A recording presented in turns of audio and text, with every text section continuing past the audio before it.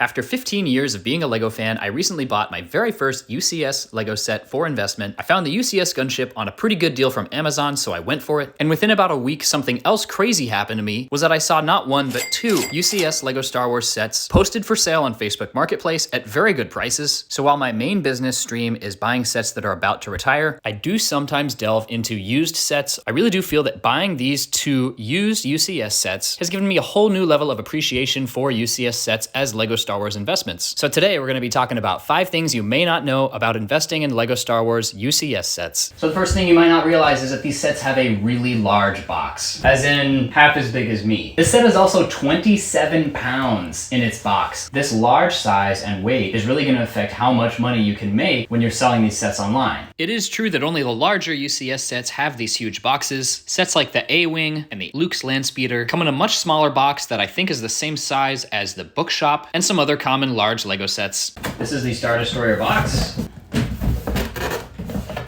So just for fun, I actually looked up what it would cost to send this exact set from my location in the Midwest to the West Coast. I put in the dimensions and the weight of the set, and look at this. My cheapest option is going to be $50 to send that set. Now keep in mind that does not take into account the cost of any box, any packing material, or any insurance. And on a large UCS set like this, you may want to consider adding some type of package insurance. Look at this, $50 for UPS ground. Keep in mind I'm using Pirate Ship here. If you're not sure about Pirate Ship, you don't know what that is, I highly recommend Googling it. Pirate Ship is pretty much the best way to get the cheapest discounts on your shipping. The second thing to take into consideration is that you need a huge place to display these sets. When you decide to invest in LEGO UCS sets, you're deciding to limit your potential future market to a very small number of buyers who are willing to pay double or triple what a UCS set cost at MSRP to be able to add that set to their collection after it's retired and left store shelves. I only realized how big this set was once I actually got it built in my space. It's a lot larger than I expected. This is not actually my first UCS set I've ever owned. I did buy and then sell a UCS gunship. You may have seen it in the background of my other videos. As well as investing, I am a builder. I do enjoy building sets, rebrickable mocks, free building my own mocks. My most recent LEGO acquisition is actually not a new set sealed in box, but it's a UCS Imperial Star Destroyer. This is the 2019 version. So I found this set recently listed on Facebook Marketplace. The seller was really close to me and I thought that the deal looked pretty good, so I went for it. I saw it listed for $500, and then the seller actually ended up not being able to find the instructions, so I was able to further negotiate that down to $450. The buyer also threw in this off-brand display stand. This is not even the right stand for the Star Destroyer. It's actually a stand for the UCS Millennium Falcon. It also makes an excellent display stand for my Republic gunship, which is also fake. The genuine LEGO is on the genuine LEGO stand, and the fake LEGO is on the fake LEGO stand. Another thing you may not know is that the box and manuals can actually go for a pretty penny for UCS sets. Looks like the Bricklink average price is close to $50. When I looked for a UCS Star Destroyer manual on Bricklink, there were only 4 for sale in the entire United States. When I looked on eBay, I was only able to find 2, both from overseas. But I did look on eBay sold. It looks like someone did score a deal on one for around 20 bucks plus shipping. It's also worth noting that these instruction manuals contain, in the beginning, a lot of behind the scenes photography, interviews with the set designers, and extra concept art from the films. So that's a pretty cool touch. And the reason why this matters is it makes these manuals and therefore these sets really collectible. And so with a set like the UCS Star Destroyer or the UCS AT-AT, this is a set that if you wanted to, you could hold for 10 years, 15 years, 20 years, even 30 years if you wanted to. Just buy one of these sets, throw it in a temperature controlled, humidity controlled, pest free, insured storage unit,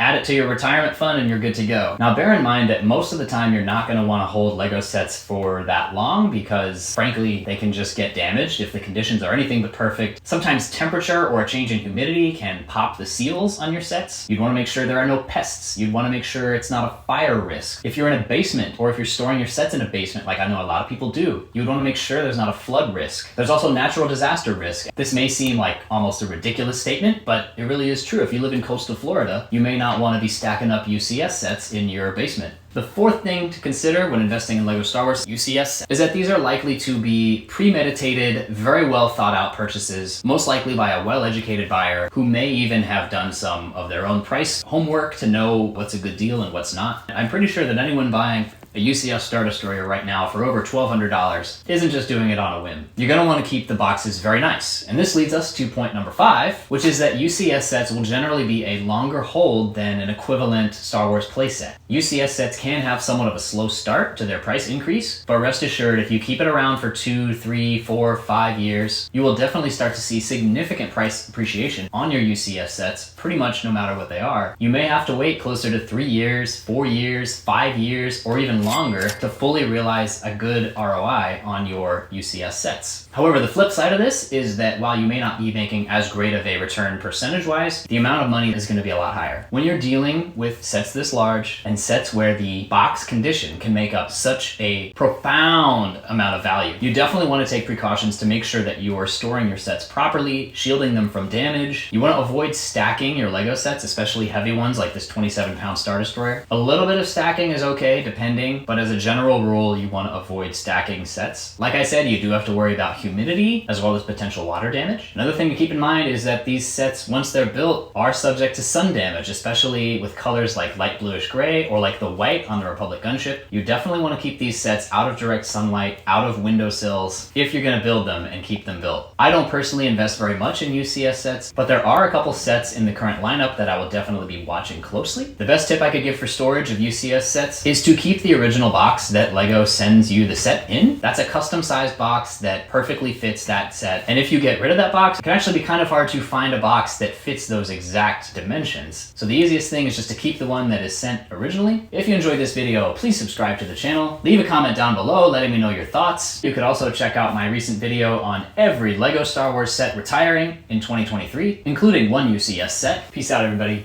Have a nice day.